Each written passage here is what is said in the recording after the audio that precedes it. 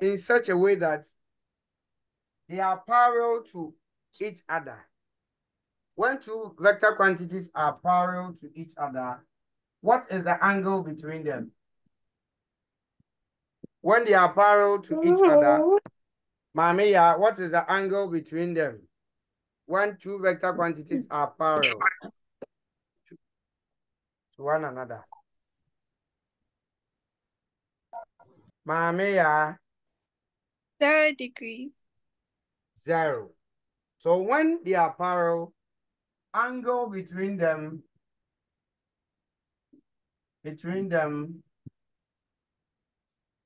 is 0. So if two vectors F1 and F2 are parallel, it means that the angle between them is 0. How do we determine the resultant force acting between them? How do we determine the resultant of two parallel vectors? Yes. Anybody? How do we determine the resultant of two vector quantities acting in this manner? Yes. Let me call names. Okay. Della, how do we determine the resultant? Della?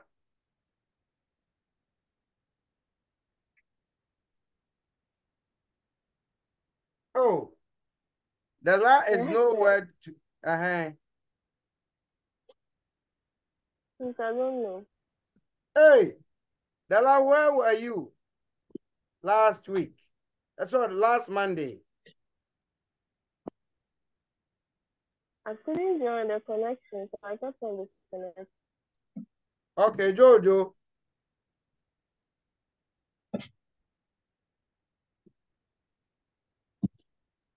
Please say you add them. So it's a summation of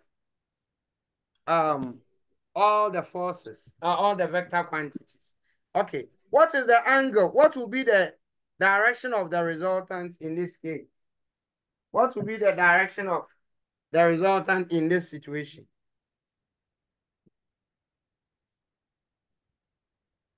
Jojo, a follow-up question. How would you determine the direction of the result? Please say the direction of the resultant will be in the same direction as the sum of the two forces. So it will be in the same direction as the direction of the forces because they are acting in one common direction. The reason for which they are parallel. Is that okay? Yes, sir. All right. Then when two vector quantities, the same F1 and F2, are opposites, if they are opposites, if they are oppositely directed, Dodu, what is the angle between them? Dodu, if they are opposites.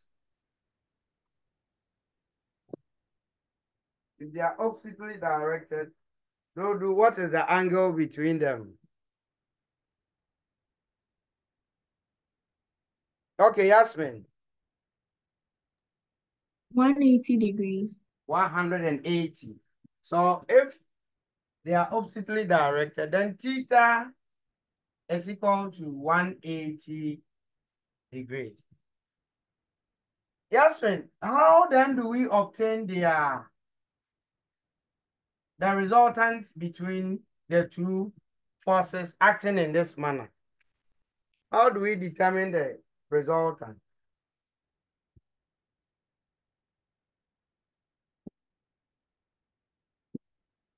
Yasmin, a follow-up question.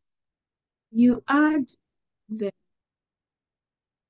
Yes, you add the. You add them. Yes, and the direction goes in the larger forces direction. Yasmin, the resultant, I'm not convinced. How to get the resultant, I'm not convinced. Leslie, once your microphone is on, it means you want to talk. Leslie. How do we determine the resultant? Okay. Thank you. Thank you, Nuya. So she's saying you subtract the lesser value from the larger value. So if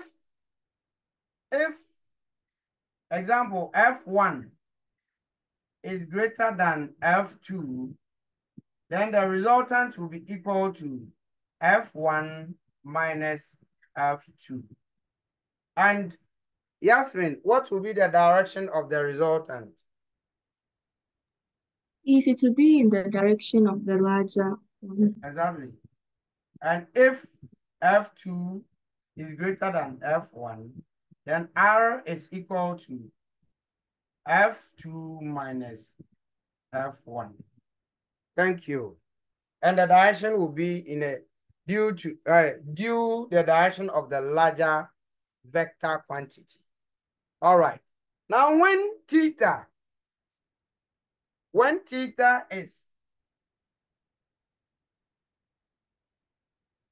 90 degrees, meaning the two vectors are perpendicularly to one another. So F1 is here, F2 is here, and the angle between them is 90. How do we determine the resultant? Let me hear from Leonard. Or, okay, let me hear from Hilda, are you there? Hilda, are you on the hills? Can you hear me?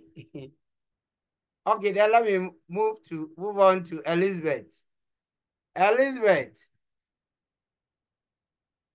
are you there?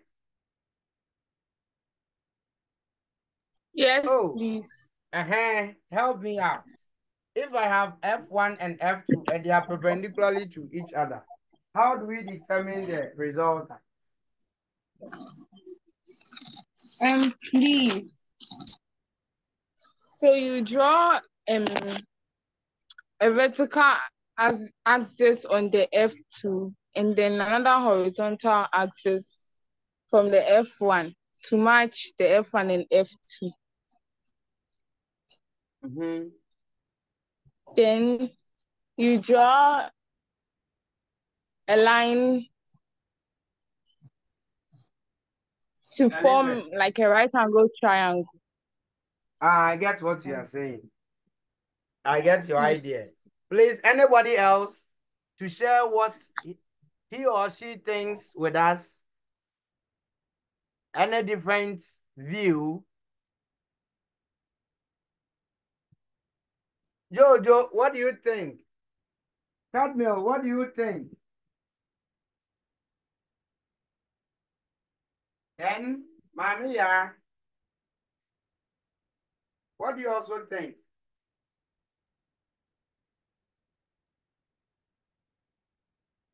All right, so let me add on to what Lizzie shared with us. So, Lizzie, here you create equal vectors of F1 and F2. You lacked or you were deficient with the technical words to put together. So, you create equal vectors. Equal, so take note of the technical words to use. You create equal vectors of F1 and F2. So you put the equal components or vectors of this on the head of them. Okay, and vectors are said to be equal when they have the same magnitude, direction, and are parallel to each other. Two vectors are said to be equal when they have the same magnitude, direction, and are parallel to each other. So I'm going to create an equal vector of F1, put it on the head of F2. So I need to have a vector of the same magnitude as this. To distinguish one from the other, I'm representing this as a broken line. Same magnitude, same direction as. And so I can also call this as F1. Then create the equal vector of F2 and put it on the head of F1. Another broken line. Same magnitude as this and direction.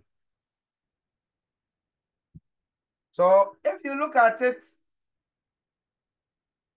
you realize that, and this realigns the direction of the forces or the vector quantities. So when you do that, we say it realigns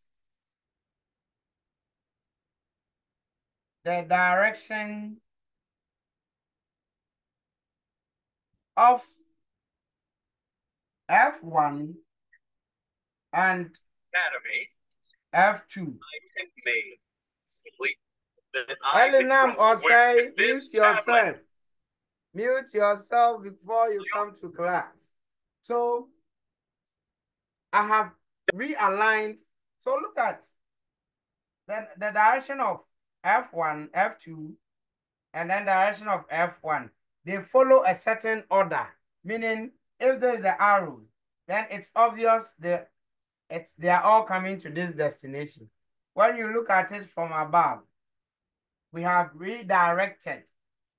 So when I draw a vector from the tail of F1, that's F2.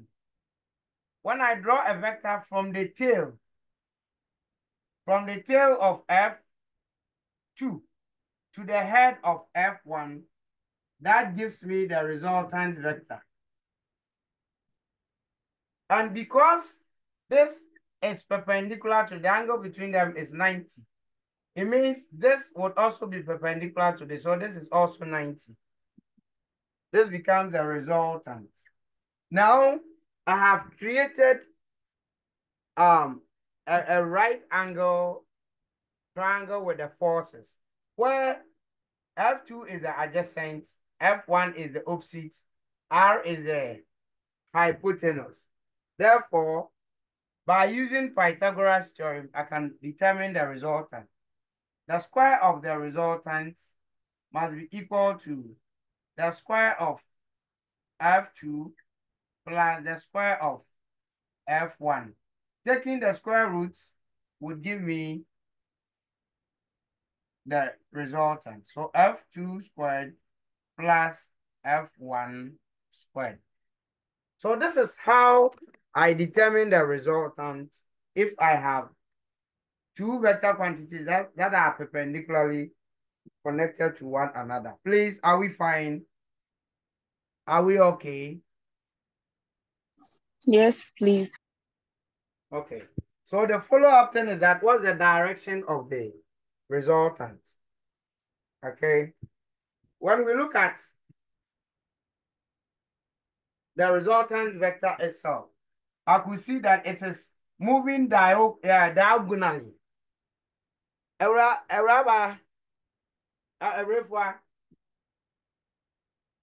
Yes, please. I'm listening. Okay, Mr. Adia, please, you said that in the previous lesson, you said that we can also use the triangle law of vectors. And I wanted to ask how we use that. Thanks for If it is advised. thanks for reminding me. Thanks for reminding me. Okay, so by realigning their direction, by realigning the directions, it's now that the right angle triangle here now obeys the triangle law of vectors. It now obeys the triangle law of vectors.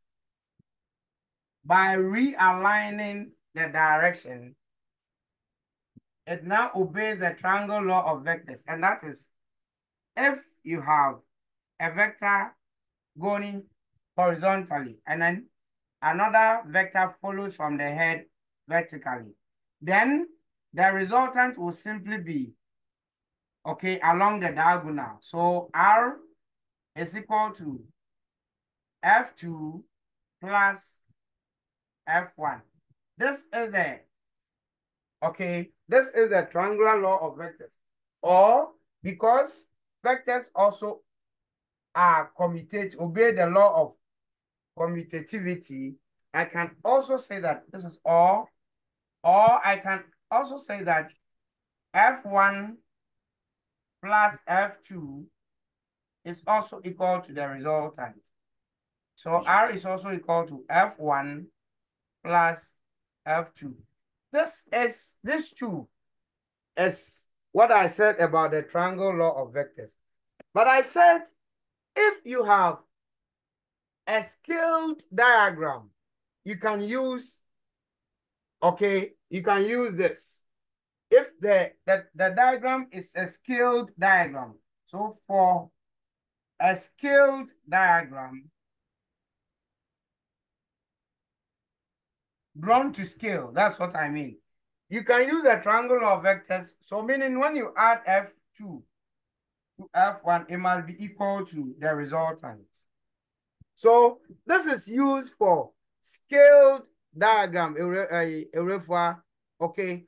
If the diagram is not scaled, for unscaled diagram, you must use the Pythagoras theorem. For unscaled diagram, use R is equal to F1 squared plus F2 squared. Rafa, are you okay? Yes, please.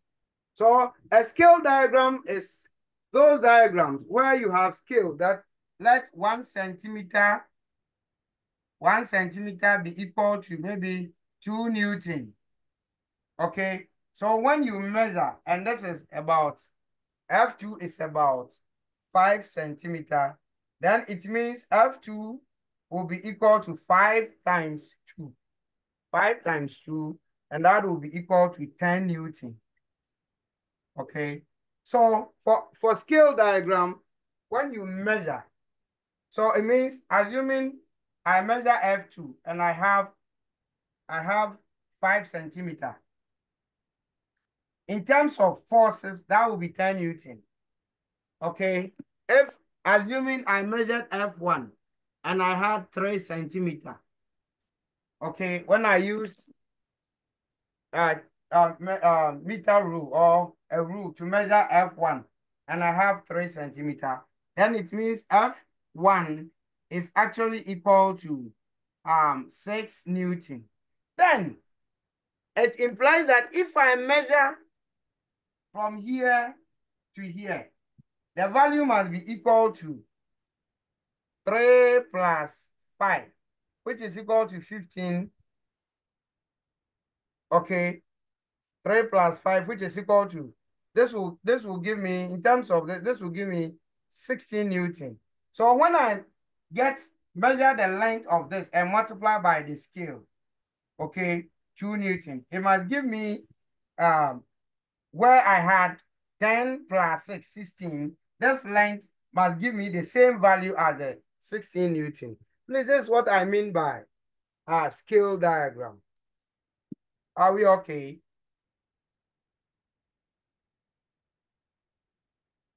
Are we okay?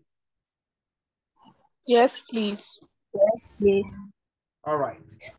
Sir, Then, sir, Leonard. please, I had a connection problem, so I had a connection problem, so I couldn't see what you wrote first about the equal vectors of F1 and F2. Oh, Leonard, I'm recording, so I'll send the video to you, okay? Okay, sir. Because we have to do what we have to do. So you get the video. So let's now look at when the two vectors are related by an angle theta. And this time around, theta is not seen as 0, 180, or 90. Theta can be any angle. Let's consider the situation where theta is acute first. If theta is acute, so theta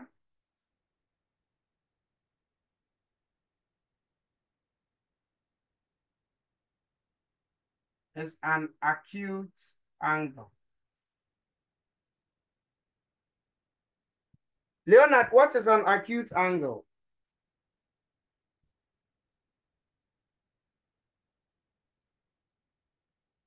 Leonard.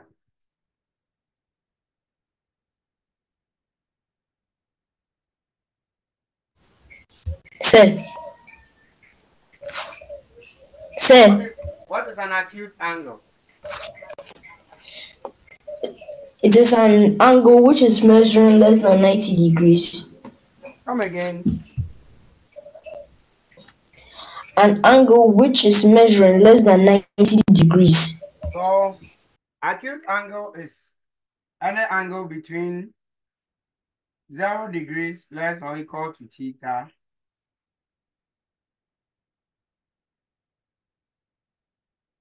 okay. Any angle greater than 0, less than 90. All right. So if we have two forces or vector quantities, F1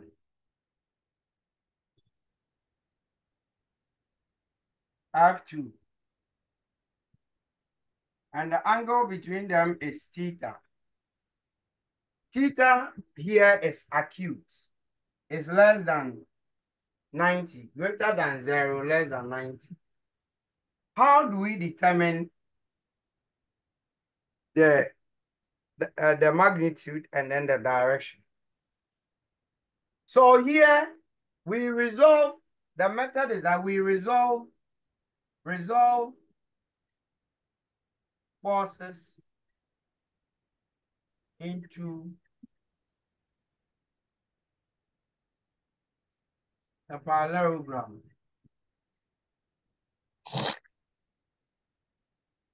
Class, excuse me, give me about 5 minutes. All right, so we need to resolve forces into a parallelogram. And what is a parallelogram? It's a four-sided figure with opposite sides and interior angles equal. Okay, four-sided figure with opposite sides and then interior angles equal. So we are going to resolve or convert these forces to form a parallelogram. That's the whole brain behind it. So how do we do it? We are going to do that using the same concept of equal. So using equal vectors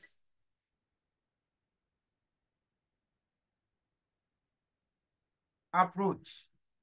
We are going to draw equal vectors of F1, put it on the head of F2, going to draw the equal vector of F2, put it on the head of F1.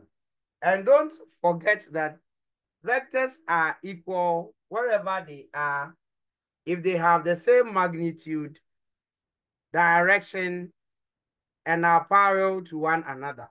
So I'm going to draw the equal component of F1 on F2, and the equal component must be parallel to F1.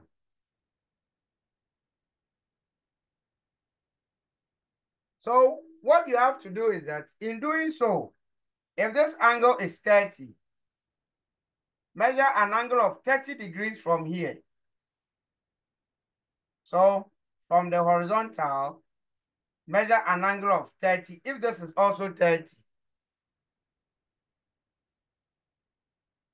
So assuming this is the angle theta, then you measure the same length as this one. But because it is the equivalent component, So if this is 30, this must also be 30 theta. This length must be the same as this because this is the equal component, a broken line. Then I can say that same direction as this one. Then I can say that this is also F1. Now, draw the equal vector of F2, put it on the head of F1. How do I do this? So measure the same length, extend this small, extend this line small,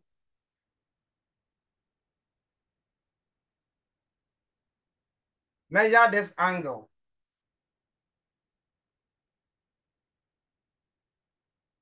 If this is theta, this will be 180 minus theta.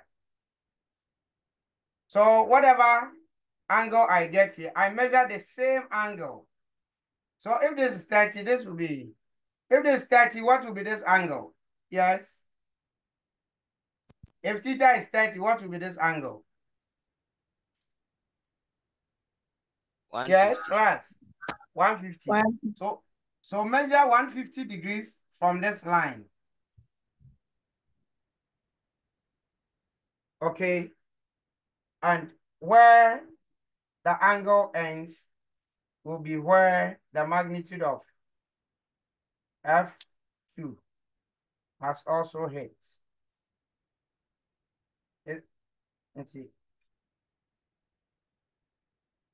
It's a equal vector, so broken line. So this same magnitude, same direction as this, and must be paired. So this is also F2. Okay. These angles are just there to aid your drawing. So when I finish, I can clean it. Or you can even leave it. It still aids Can you you. please again? Pardon? Can you please go over it again? Yo, Mate. I'm at your service, Mary. Hey, Mamiya. And on all of you.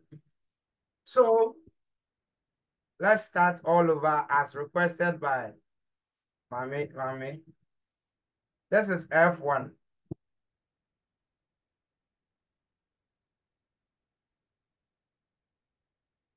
F2. F1 and F2 are related by an angle theta.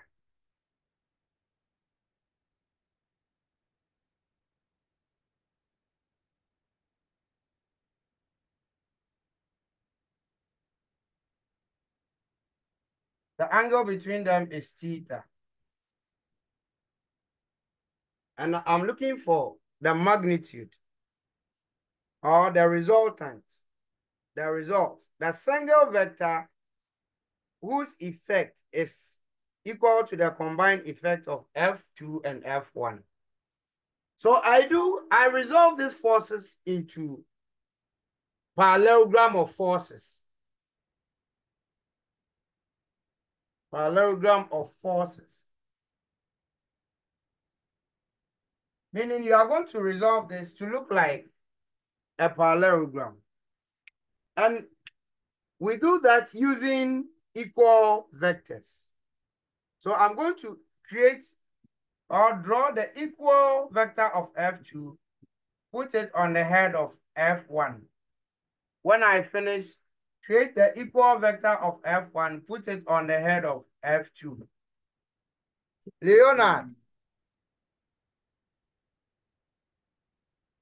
Leonard, your hand is Sir, please wanted to ask that anytime you are drawing the figure, do you have to always make it dotted lines? not so much necessary, but we do that to create that distinction between the original and then the equal vector. Okay. So, sir, if you draw it without the dotted lines, is it wrong? Yeah, it's not wrong. It's just for the creating that distinction sake. Okay, so I'm going to draw the equal vector of F2 and put it on the head of F1. Okay. And the equal component must be equal in magnitude, and it must also have the same direction. So if you measure the magnitude of this and then do same. So same magnitude.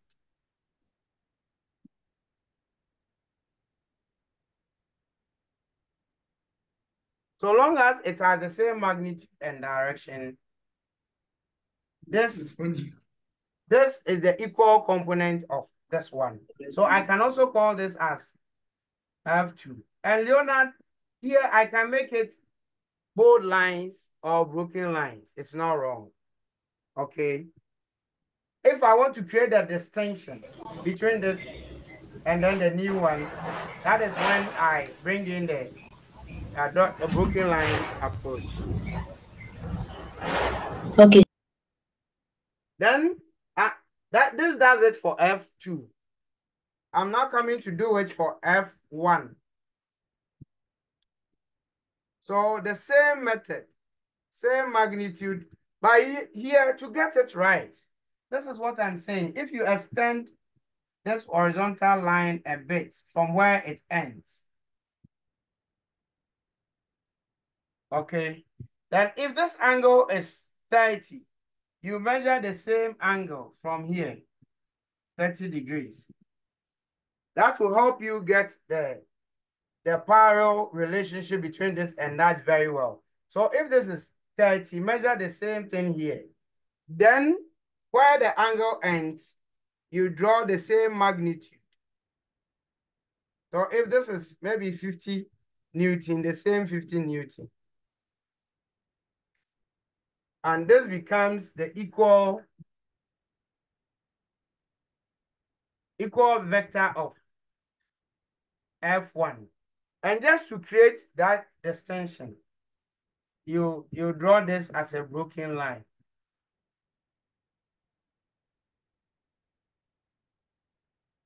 Mami, are you okay? Yes, please. Now when you look at the directions, either above here, from this to this,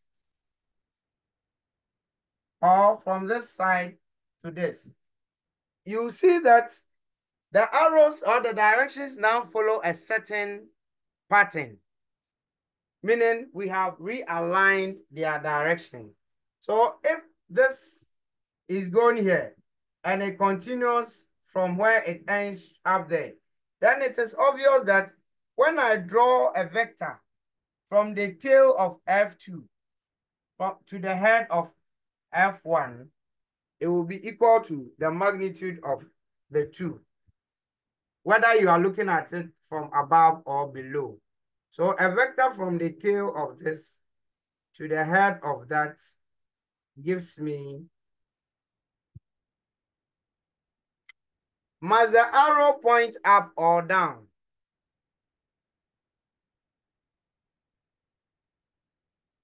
Class, should the arrow point up or down?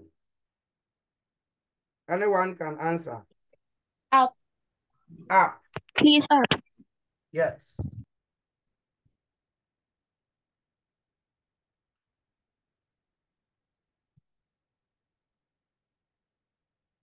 Now, the other thing is that, you see, we formed a parallelogram. A, B, C, D. If you look at, and this triangles here, up and down here, obeys the triangle law of vectors.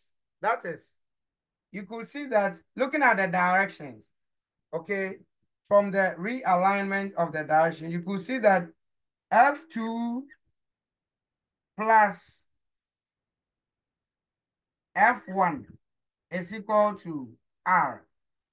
If you look at it from below, if you look at it from up above, you could also see that R is equal to F1 plus F2. So what we have obeys the triangle law of vectors.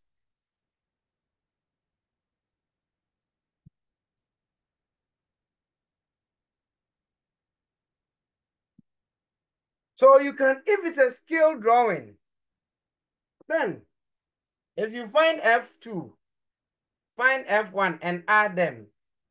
When you measure from here to here, it should give you, it should be equal to the sum from triangle law of vectors. This is not a scale drawing. So how do we determine the resultant? Any idea? This is not a scale drawing. So how do we determine the magnitude of the resultant? If you have any idea, share with us. You use Pythagoras' theorem. Mommy, sorry, because this is not a right angle triangle, we can use Pythagoras theorem. Pythagoras theorem only applies to right angled triangle. Mommy, how do you see it? Yeah. You use the sine and cosine rule. And what is that? What is the sine and cosine rule? The sine rule being the sine of theta over F1.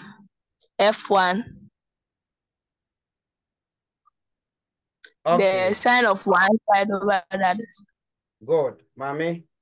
You are correct. But let's see where the cosine and then the sine rule actually comes from. Let's understand where it comes from. So we are sort of limited in the use of the Pythagoras theorem, but we can do a modification. If you recall, in drawing this, I said extend this line a little bit. Extend the F2 vector. Please pay attention. I want to prove something to you. When you extend this a little bit, it does not mean we are extending the force. So we are just extending the line to help us draw the angle. This line must be parallel to this. So if this is 30, this must also be 30. So this is theta, this is also theta. Now you could see that the force F1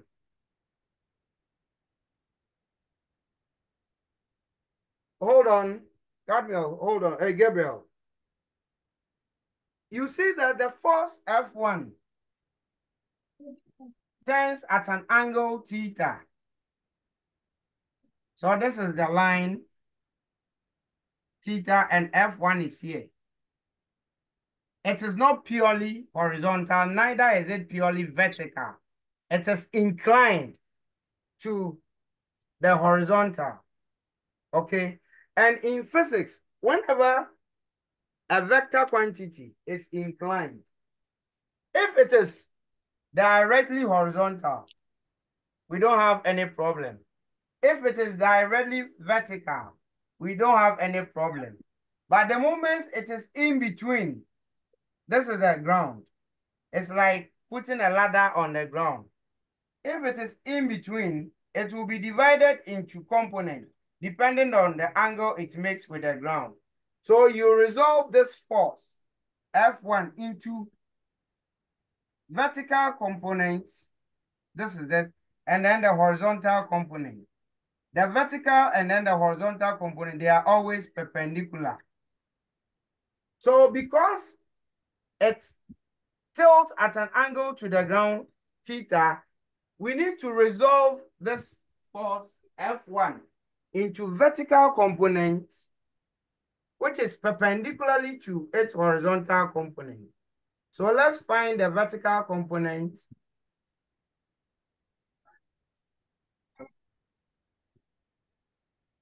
vertical component of F1, find the horizontal component of F2. And this component must also obey the triangle law of vectors. Okay. Now at this part, because we haven't done another aspect, in fact, it will look something, but as we move on, you understand. So if I need the vertical component of F1, I'll use sine, because sine theta, sine of the angle theta is equal to opposite, which is this side, opposite. Maybe let's assume this is y. So sine theta will be y over the hypotenuse, which is F1. If we make y the subject, y is equal to F1 sine theta. So let's clean the side and put F1 sine theta. If I need the horizontal component of F1, I'll use cosine, cos, because cos theta is equal to adjacent. Hello. Hold on. I know because you haven't done something, it will not be clear. But as we move on, you understand. So you hold on. Cos theta would be equal to x adjacent over hypotenuse. So x over F1. If we make x the subject, we have F1 times cos theta. So let's clean this and put F1 cos theta. So look at, let me label this part to be E. So we have created a right angle triangle in addition to the parallelogram earlier created. Now, open your eyes to triangle ACE. When you look at triangle ACE, what kind of triangle is that? Triangle ACE. What kind of triangle do we have there? Right angle triangle. We have a right angle triangle. And so we can apply Pythagoras theorem to that triangle. And so we can say that R squared must be equal to, the opposite side is equal to F1 sine theta squared plus the adjacent. The adjacent is the whole length AE. So let me go systematical else.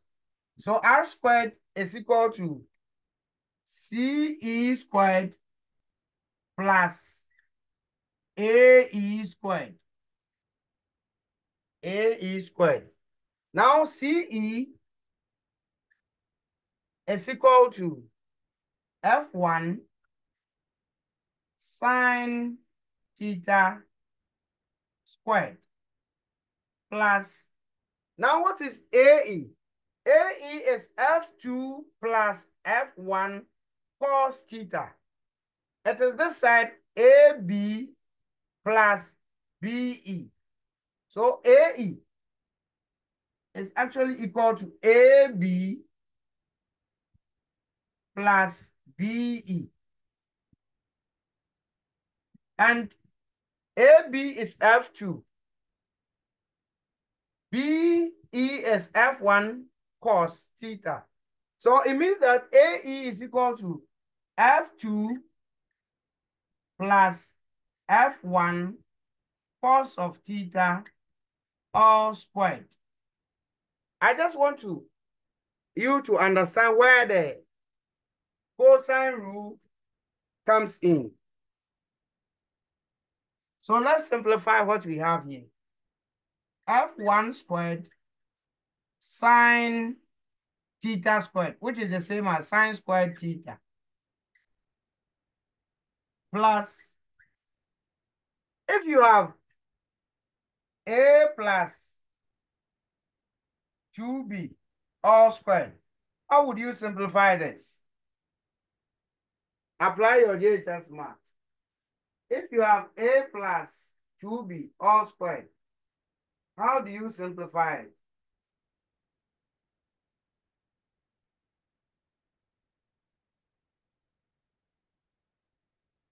Yes, a plus 2b all squared. How would you simplify it? Anybody?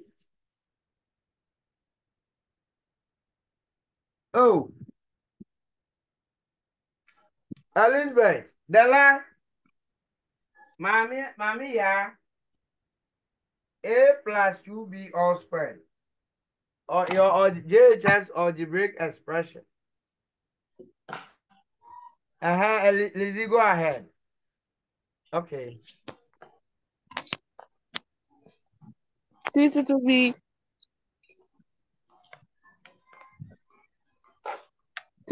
be a plus 2 twice the product. It will be a plus twice the product a times 2b plus 2b. So this is equal to a plus 2b times another a plus 2b, correct? Then you pick this and multiply it by a times a plus 2b, bracket close, plus you pick this and multiply by the same thing, 2b times a plus 2b. Then you expand a squared plus 2ab plus 2ab again plus 2b squared. So we have a squared, a squared plus, hold on. So a squared plus 2ab plus 2ab plus, this is 4b squared, sorry, 4b squared. So we have a squared plus 4ab plus 4b squared, isn't it? So when we apply the same thing, okay, please, so in short, if you have this, do not go through this lengthy process. Do not go through this lengthy process. Pick the first term, a, and square it. Plus, because there is plus here. Plus, pick the second term, 2b, and square. 2b, put it in a square. Plus, when you finish, multiply a by 2b. A times 2b is 2ab. Then multiply your results by 2. So a times 2b is 2ab. 2ab times 2 gives me 4ab. So I have a squared plus 4ab plus the square of this is 4b squared. Same as what you were doing earlier. Please, are we okay? Hello, are you okay?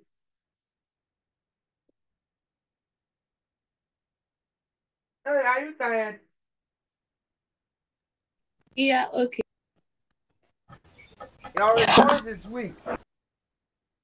All right, so let's apply the same thing. I'll pick the first term and square. So I have f2 squared plus s plus, because this is positive. Pick the second term and square. So f1 cos theta squared. When you finish, multiply whatever is in the bracket, F2 times this, and multiply the result by 2. So F2 times F1 cos theta, I have F2, F1 cos theta. Multiply that by 2. So 2F1, F2 cos theta. Okay. So when you finish group like terms, I just want to prove the cosine rule. Group like terms. I have F1 squared sine squared theta plus F2 squared. When I square what is here, I also have plus F1 squared cos theta squared, which is the same as cos squared theta, plus 2F1 F2 cos theta. Now group like terms. I can add F1, F1. But when I do so, let me bring F1, F2 squared first. F2 squared. Here I have F1 squared sine squared theta. I have F1 squared cos squared theta. So when I factorize out F1 squared, I have sine theta squared plus cos theta squared into bracket plus 2F1 F2 cos theta. Please don't be trembled. We are deriving an equation which we'll use. Now, in math, in trigonometry, if you have sine squared theta plus cos squared theta, this is equal to 1. Sine squared theta plus cos squared theta is equal to 1. We'll be using this in physics and in mathematics, so you put that down. So it means whatever I have within the bracket will be equal to 1. So I have r squared is equal to F2 squared plus, this is 1. So I have F1 squared plus 2F1 F2 cos theta.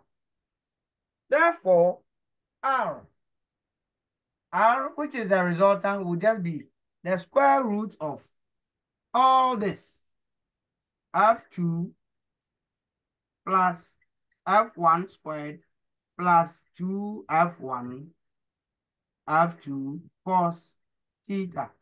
This is the cosine rule. So this is what we call as the cosine rule. Okay. This is the cosine rule. This is where it comes from. But usually, because your mathematical understanding isn't deep, most teachers will just give it to you that, oh, the cosine rule is this. But this is how it comes from. Now, if I want to determine, please, are we okay? I know it's lengthy because you are Form 1 students, your mathematical understanding is not so much. But this, what you have to keep is this, the last 2 steps. Okay? Please, is that okay?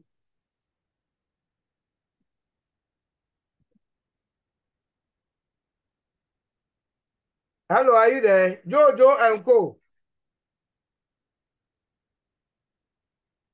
Yes, please. It's Mommy, yeah, if one, you people are not talking. say we are there. Okay, so the next point of interest is that I want the direction of the resultant. And this is the arrow to the resultant. It's going upward. So if I manage to find this angle, the magnitude of the angle there, maybe this angle, it will be smaller than this, the angle between the forces. So let's say this is alpha. If I manage to determine this angle alpha, I have the direction of the resultant. Now let's see how to do that. Then we solve an example. I have a right angle triangle ACE. Right angle triangle ACE. And so if I apply tangent, tangent is the opposite CE over AE. So tan of the angle alpha, which is equal to CE. Tan is opposite over adjacent. So CE over AE. What is CE? CE is F1 sine theta over AE. AE is F2 plus F1 cos theta. So if I take the tan inverse, I have the angle. So tan inverse of all this, F1 sine theta over F2 plus F1 cos theta would be the direction of the resultant, alpha. And this is similar to cosine rule. The cosine rule you said. Now, class, open your eyes. If this is theta, what will be this angle?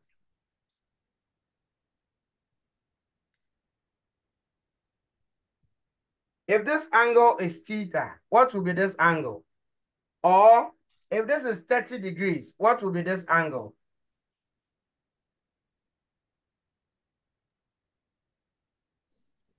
Yes, 150 degrees. 150. So it means that this is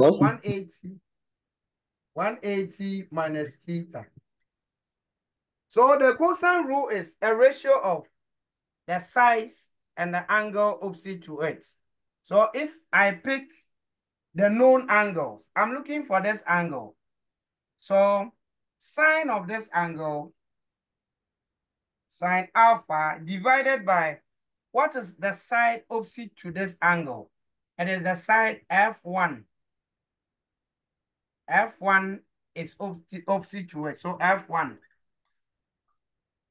This is equal to the sine of other known angles. I know angle, this angle, 180 minus theta. So sine 180 minus theta. If theta is 30, that will be 150. Divided by the side opposite to this angle is R. This is what you call as the sine rule. So if you take this ratio, you multiply, cross multiply F1 times this. You have F1 times sine 180 minus theta divided by R.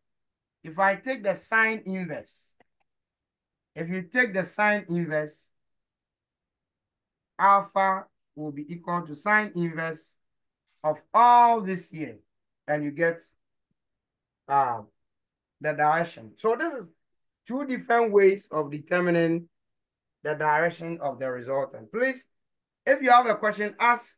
We are going to solve examples. The example would help you understand whatever we've done. If you have any question, quickly ask.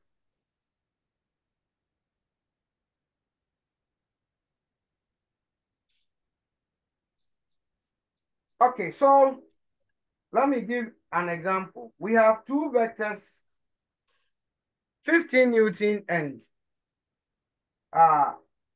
10 Newton. Two vectors, 15 Newton and 10 Newton. The angle between these vectors. Do I clean the board to write a question?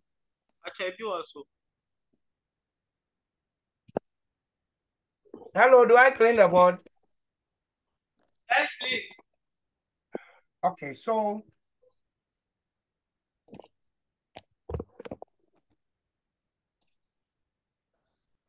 two vectors, 15 Newton, or two forces. Two forces, 15 Newton and 10 Newton. Okay.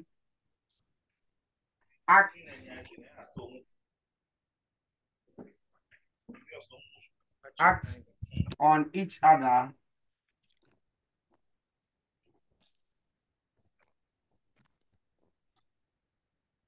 so that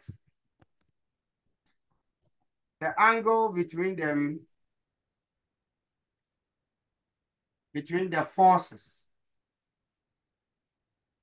is 30 degrees. Find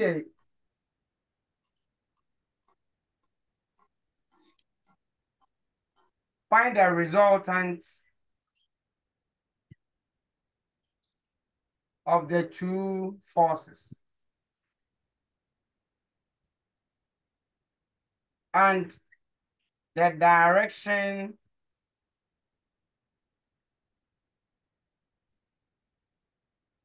of the resultant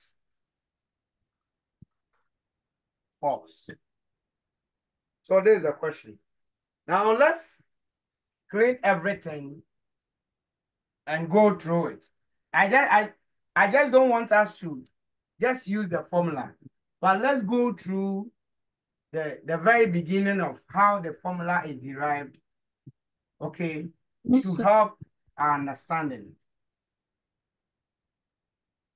So we are told that, hello? Please, I can't see the word after the angle between the Two forces, 15 Newton and 10 Newton, act on each other so that the angle between, I just shorten it, BTN, okay? So this is mysterious between.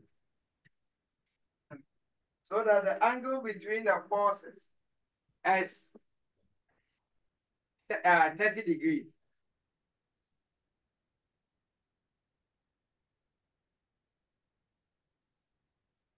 Find the resultant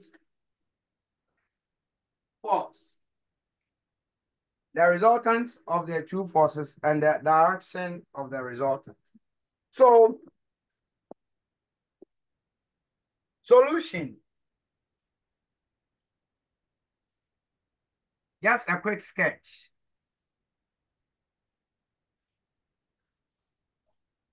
So the first force, 15. The order doesn't matter here. The angle between them is 30. The second force is 10. So first we need to resolve it into a parallelogram.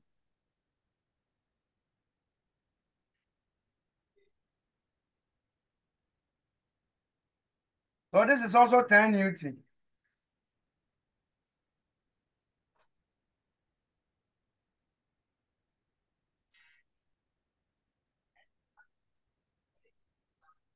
This is also 15 Newton. Now, it means that if this is 30, this will also be 30 degrees. If I draw a perpendicular,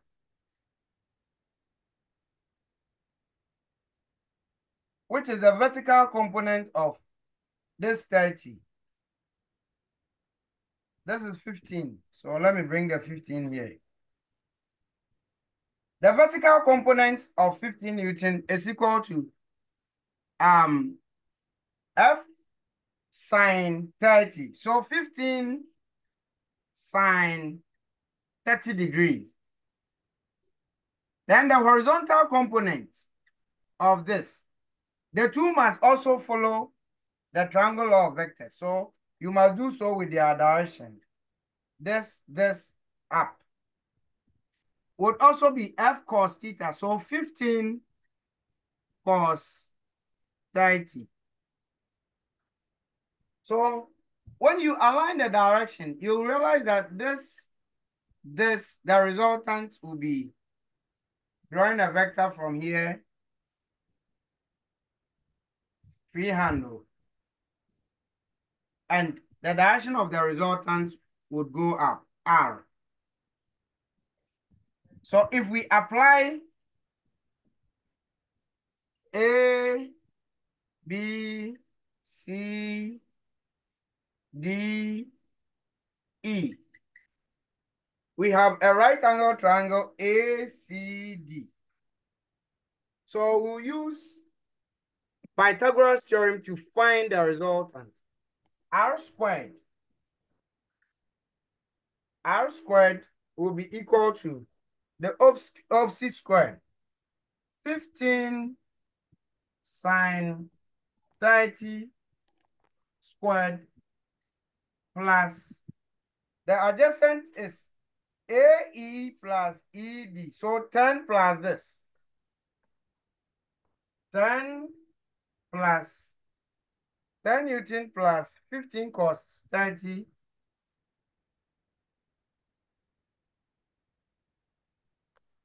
squared. Now these are not letters, they are numbers, so we can find each value. So sine 30 is root of 3 on 2. Please, those of you with calculators, confirm. Sine 30 on your calculator, look for sine. Sine, punch on sine and look input 30. Sine 30 will give you root 3 on 2, which is also equal to 0.866 approximately. Is that correct?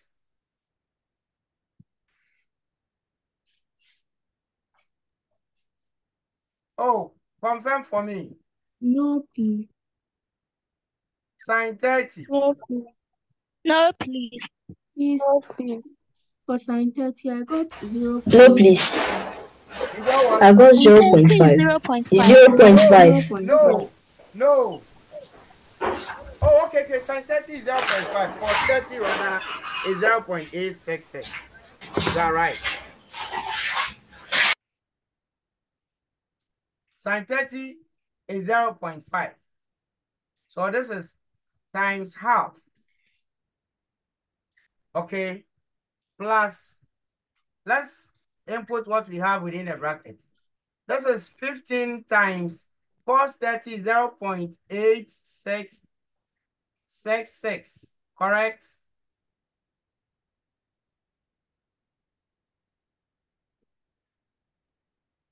So we have 15 Yes, divided please. by 15 divided by 2, which is 7.5 squared plus 10 plus 15. What is 15 times 0.866? When you finish, add that to 10. 15 times 0.866. When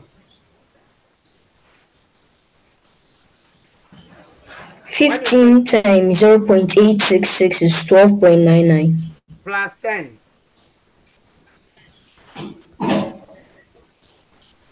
Plus 10, 22.99. 22.99. So this is 22.99 Yes, please. approximately 23. So approximately 23. Okay. So this is approximately 23 squared. So finish this for me. 7.5 squared plus 23 squared. Give me the final answer. Square this, and add them.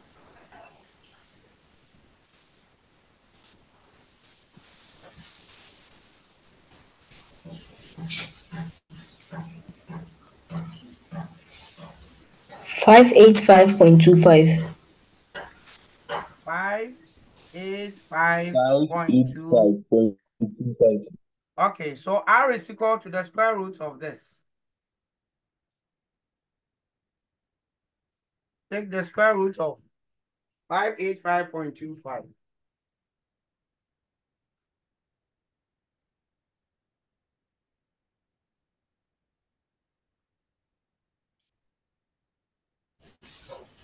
$24.19. 24.19. 24.19 Newton. This is the resultant. Now, if you had used the cosine rule, the formula, this is how you'll find R. R squared is equal to F1 squared plus F2 squared. This is minus 2F1 F2 cos of 180 minus theta. Now, because 180 minus theta is also equal to 4 minus cos theta, the formula also becomes F1 squared plus F2 squared plus 2F1 F2 cos theta. So whichever way, whichever value or formula, whether this one or this one, you need to get the same answer. So let's use this straight away and you see. F1 is 15. So 15 squared. F2 is 10. 10 squared plus 2 times 15 times 10 cos of theta. The angle between the forces is 30. So evaluate and give me the final answer. 15 squared is 255. 225. Plus, this is 100. Cos 30 is root 3 on 2. So you have plus 2 times 15 times 10 times cos 30 is root of 3 on 2. So you have this 2. 584.80. 58. 4.80. Okay. So that when you take the square root, R is equal to, it should be around 24 point. Harry, I know how much this paper was. What is R? I can't. I used all my energy taken out of my throat. I've got nothing left. You're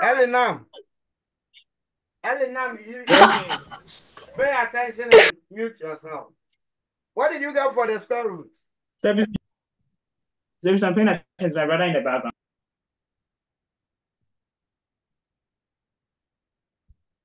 Yes, I got 24. 24.18. So look at, when we went through the process, look at what we got. And when we use a formula, cosine rule formula, the same.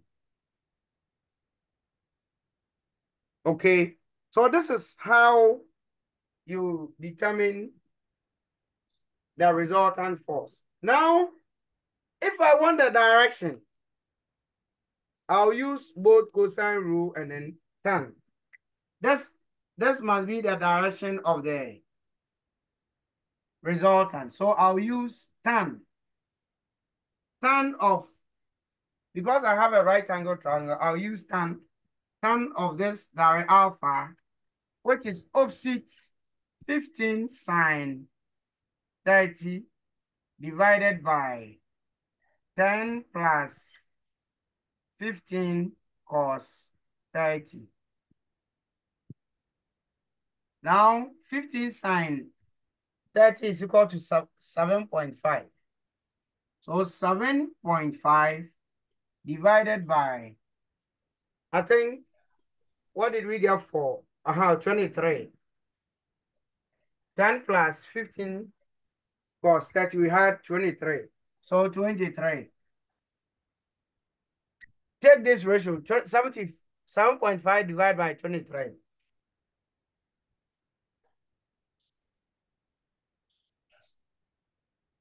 7.5 0.326. 0.3. 0.3260. Okay, let's find the tan inverse of this. The tan inverse of 0. Please, if you don't know how to input tan inverse, on your calculator, look for shift. Press on shift, then press on tan. Shift. Yes, I got 18.055. So 18.05 degrees is the direction of the resultant. Using this, let's also use a sine rule. For the sine rule, it's a ratio of the sine of the angle to the opposite side, and you equate it to the sine of other unknown angles and then the opposite side. So look at how I'm going to apply the sine rule to do the same thing. So I'll take sine of this angle, the unknown angle, divided by the opposite force, which is 15 Newton. So sine alpha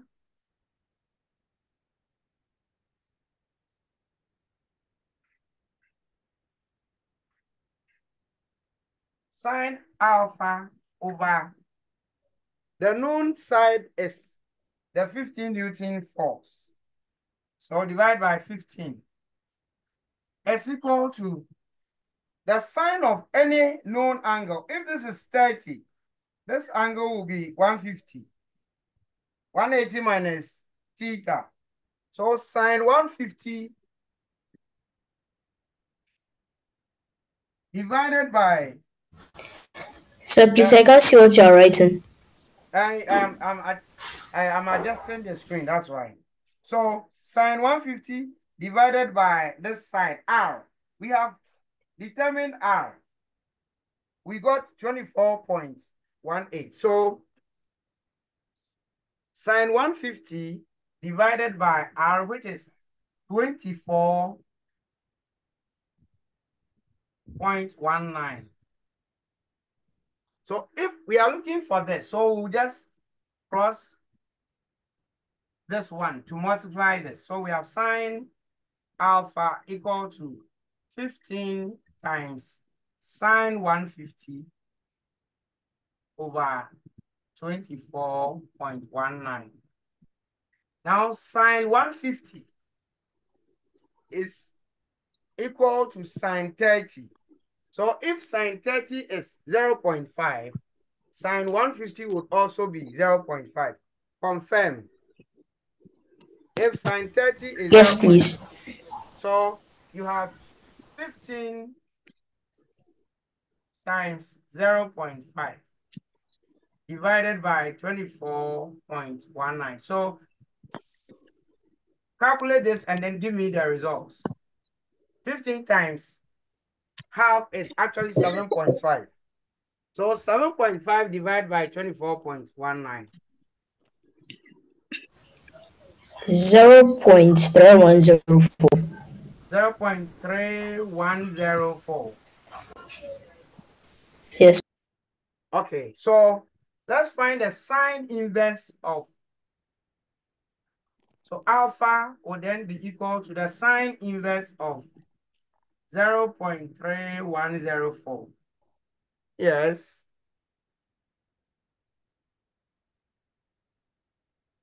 What's the sine inverse of? So shift, then you press on sine and then you input 0.3104. 18.083. So alpha is 18.083.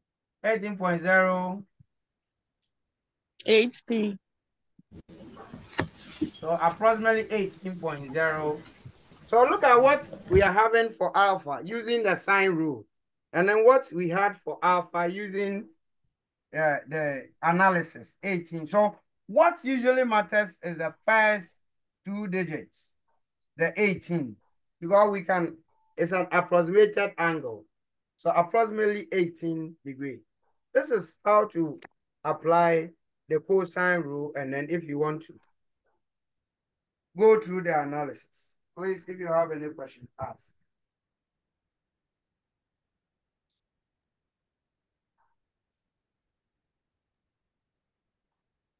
So please, can you shift the camera to the right? Is it down or up? Down. Up. Upright, like the top of the board to the right, please. And that ends it. Thank you. This is the end. Thank you.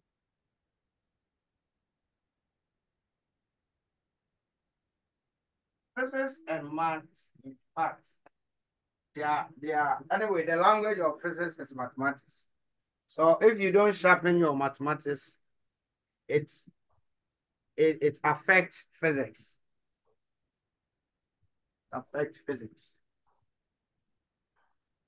So this is how to determine the resultant of two forces when the angle between them is acute. We look at when the angle is obtuse. How do we also go about it? Then on and on and on we go. But what we are doing is limited to only two forces, two vectors. We'll come to when you have more than two, how you need to go about it.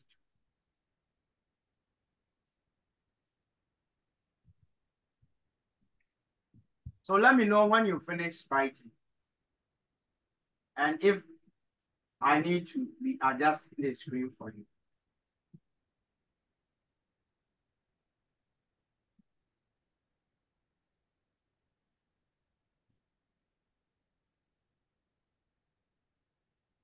Are you done? No, please. Okay.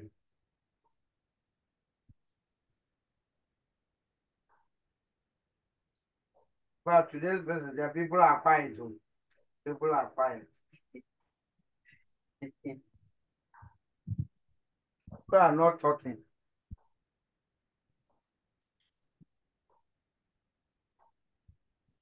All the guys are quiet. All the girls are also quiet.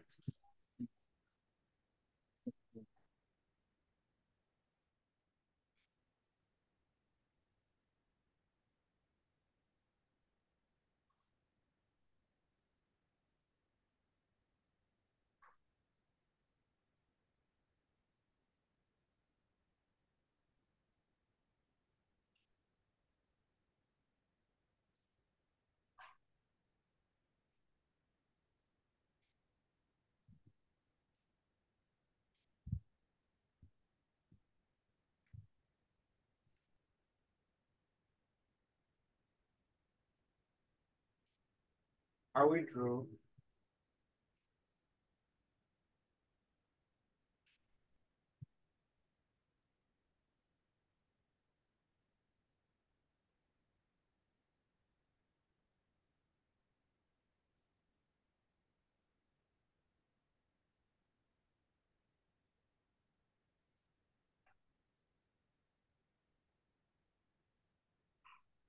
Are we through?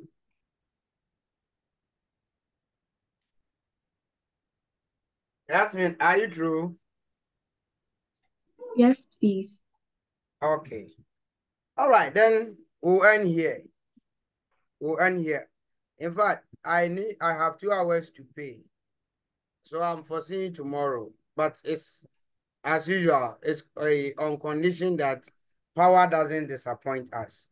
So within the day, if I happen to get stable power, in fact, I'll draw your attention. Okay. I think if I could even do it in the evening from 6 to 8 or 7 to 9, it will still help us. So whatever be the case, I'll let you know. Okay. So please take care of yourself. And in fact, another time, possibly tomorrow. Until then, bye-bye.